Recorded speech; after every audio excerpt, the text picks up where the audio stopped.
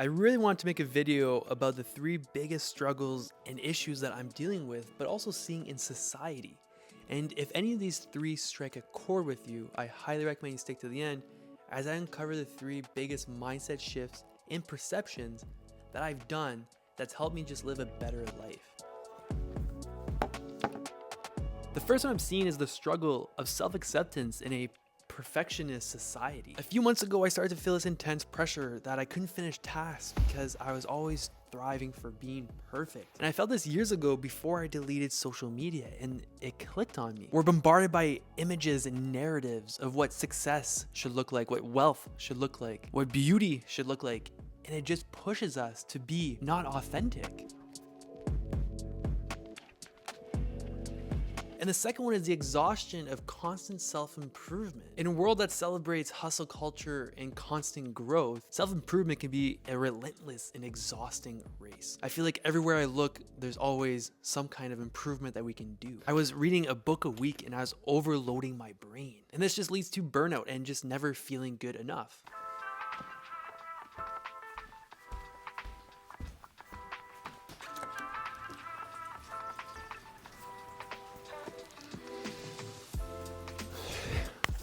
How's this angle? Good?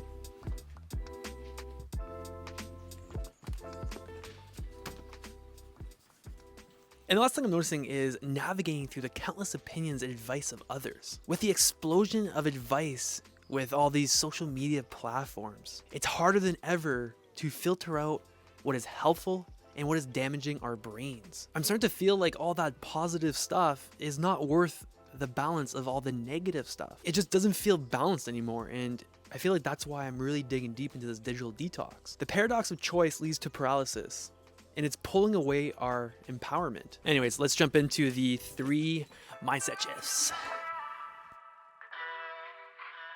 Everything you are perfect. The first mindset shift I had to take was, you're perfect just the way you are, but you can always be better. I read this in a Zen book in my early 20s, and let me share this quote with you. The most terrifying thing is to accept oneself completely. That quote was by Carl Jung. On one hand, we want to feel good with ourselves. We want to feel valuable. We want to feel worthy. And on the other hand, it's clear that we have no idea what we're doing, and we mess up all the time. And there are so many ways we can be better. We can learn more, we can grow more, we can be more, you name it. And this is why I love this principle, because this internal feeling will never go away. It doesn't matter how productive, competent, amazing you are, there'll always be something more that you can do. There's no perfection, there's only progress. And on the same breath, you are worthy and valuable, regardless of how many mistakes you make. The beauty of this principle shows that you need self-acceptance and self-improvement together. If you're all self-acceptance and no self-improvement, then you become lazy, selfish, and just indulgent. And if you're all self-improvement, then you become neurotic, hypercritical, and just an over-anxious mess. And that's why you are perfect just the way you are,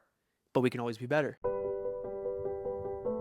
Now who are you calling ignorant? And now let's bring this to number two. Most people aren't evil, they're just ignorant. And this includes ourselves. During the last 10 years of my discovery, I've realized from countless amount of books I've read, and from my personal experience, ignorance is the root to all suffering. Every day we're being fed new information, new discoveries, and new opinions. And if we believe it something to be true and it aligns with our heart, our core values, our soul, then it changes our perception. And then we walk around with these new perceptions and these new beliefs. But does that mean it's true, or do we just believe it to be true? What if it changes next year? Does that mean we've been walking around for the last 12 months lying to ourselves and in the wrong? We're always evolving. Therefore, we're always learning new things, which in return means something was wrong. And social media has really brought light to how deep ignorance goes. And we should all know by now how deep social media is on our mental well-being. We see it all day, every day in the comment section on how people just continue to tell people how they're wrong. Everybody has an opinion, yet nobody looks inward. The last few years have not taught us something with pandemic and all these things going on, is that you and I have been wrong once upon a time. And it's safe to assume that you and I will be wrong again. And it just goes to show us that life is all perception. It's not for you or I to go around telling people that they are wrong or they are right. Of course, killing is bad, stealing is bad, and those core things that are bad, of course, like that shouldn't have to be said, but we shouldn't be going around telling people what they should believe in, what they should not believe in. It's only creating negative energies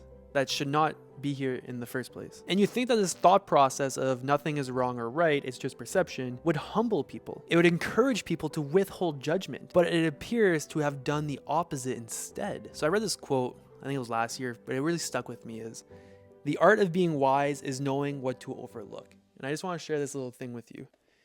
But as the world becomes highly polarized and angrier, and disinformation spreads in every direction, I think the ability to reserve moral judgment and be slow to draw conclusions may become the next critical new skill necessary to survive in the social media driven world. It's an interesting, but this may be a new skill that some of us may need to develop. A man must look inward to find his own answers. And the third and final mindset shift. This mindset shift has helped me so much and has been the biggest change in my life in the last 10 years. And this one is everything is inward. Heal the inward and the outward will heal itself. And let me explain this real quick. The outward journey is material. The inward journey is depth. Now I want to ask a deep, hard question. Has there ever been a time in your life that a material thing has brought you genuine, deep, long-term happiness? I'm not saying happiness for an hour, 2 hours, for a day. Like, I'm talking long-term happiness for years and years to come. Has there ever been a material thing? Pause the video, think about it, but let's get into it. In my late teens and early 20s, I was chasing material. I was chasing money. I climbed the ladder of a company. I made 6 figures. Everything around me and everybody around me thought I was extremely happy. But during those 10 years of climbing the ladder and accumulating more and more material things, my mental health continued to decrease. My anxiety continued to get deeper. And my want to be on earth started to diminish. There was more stress, there was more pressure, and there was more loneliness. But why? I had endless amount of material things. I had a 6-figure job, and I had so much money in my account. From personal experience, when I focused on the outward journey, money, status, material, my happiness, depression, anxiety was at its lowest point ever. And it started in my 20s. I had some depression after school, during school, high school, like depression, anxiety, loneliness, all that stuff. And then when I started to make money and started to focus, okay, like let's get a job, let's focus, let's listen to what everybody else is saying, let's do the path that is written for us, chase money, and it only got 10 times worse. It was not getting better. Instead of it being like a slow climb, it was this drastic downhill tumble. It was insane. And when I shifted my focus on the inward journey, everything in my life started to shift. I started to feel happiness, something that I haven't felt in over 10 years. And I started to feel a feeling that I've only felt when I was a young kid. And the inward journey is endless. It never ends. And I think that's where the beauty comes from. I feel when I was doing the inward journey, I was tapping into my inner child, which in the end, we're always our inner child because we are always us. Just because we get older and we grow taller and we grow bigger and we become who we are, it doesn't mean we're not the same person we were when we were 6, 7, 8 years old. We can still tap into that happiness. And it comes by tapping inside, inward. And tapping inward is just slowing down. It's understanding what brings you happiness. And it's not looking out there. It's not looking on social media. It's not looking at what other people are doing. It's looking inside and it's processing and it's being very present and mindful. And it could be meditating. It could be eating healthier. There's a lot of tools out there, and I've made other videos about that. And if you're curious, please let me know in the comments. I would love to dig deeper into what those tools are to really dig inward. But it's just to self-reflect. It's to journal. It's to be the best version of yourself, for you. There's nobody else to prove. Anyways, I'm getting on a little rant. I get really excited about the inward journey because, like I said earlier, the 10 years of outward journey brought me to the tipping point of not wanting to be here anymore. And then the last 4 or 5 years of inward journey has brought me the most serene bliss feeling I can ever express and feel. And that's why I'm doing all of this. That's why I'm doing this content in hope to share this knowledge and wisdom with you, because I self-healed myself. And it was all because I looked inward. And it's a journey and it's hard. It's the hardest thing ever, but it's the most rewarding thing ever. And it rewards you for ages and centuries and It's just genuine, real happiness that nothing can break down, nothing that's happening outside in politics, in your country, in your relationships, anything. It doesn't hit you as hard as it would hit you if you were focusing on material and focusing on the outward. You're able to navigate through things a lot easier and a lot more mindful. And yes, things are hard still, but instead of it being like this, high highs and low lows, it's a nice balance, right?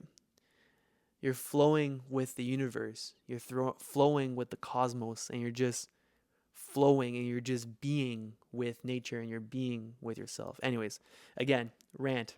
Let's close this off. Nature does not hurry, yet everything is accomplished. That's by Lao Tzu. Such a powerful quote, right? And it rings a lot of value, right? Nature does not hurry. When you look at a tree, it is in zero rush, right? You can plant a seed, and then it takes a couple years, and it's a couple feet high. And then, 30, 40 years later, you look, it's like, whoa, it's that big, right? It's like, whoa, where'd that come from? So nature does not hurry, and we are part of nature, right? So neither should we hurry. We should just allow it to be natural, allow it to grow the way it's meant to grow. Sure, there's a lot of crazy things going on right now in the world, but in my opinion, it's a resemble of people's inwards journey. And I think that the outside environment is just a focus point on what's going on inside people's lives. And that's what breaks my heart more than anything. It's not really what's going on out there. It's just, if that's what's going on out there, that means what's going on inside. And I think if we just all take a step back and really focus inward, things can really drastically change out there. And there's also the other thing where there's a lot of good happening out there. And if we focus on the good, we will see the good. If we focus on the bad, we will see the bad. And it just requires us to focus on the good. If you want to be happy, look inside. You'll not see it out there. You'll not see it in environments. You'll not see it in people. You'll not see it in places, jobs. You won't find it out there. It may be quick, maybe an hour, 2 hours, maybe a week, a month, a year. It won't be long term. Look inside, find the happiness inside, and it's a forever thing. And trust me, I recognize it's easier said than done. I went on a 10-year mental health disaster, and then I went on a last, 5 years of slowly going up. So it's been a 15-year journey in my life of up, down, up, downs, up, down, and then finding my balance. So I recommend it's a lot easier said than done, and it requires actions, but only you can do it. Nobody can do it for you. You need to become your own therapist. And one last quick tip is start laying your foundation. Lay one brick a day, and you'll notice a massive shift in a year, 2 years, 3 years, right? You would have laid 600 bricks in 3 years, right? Lay one brick a day. Anyways, with love and gratitude, peace.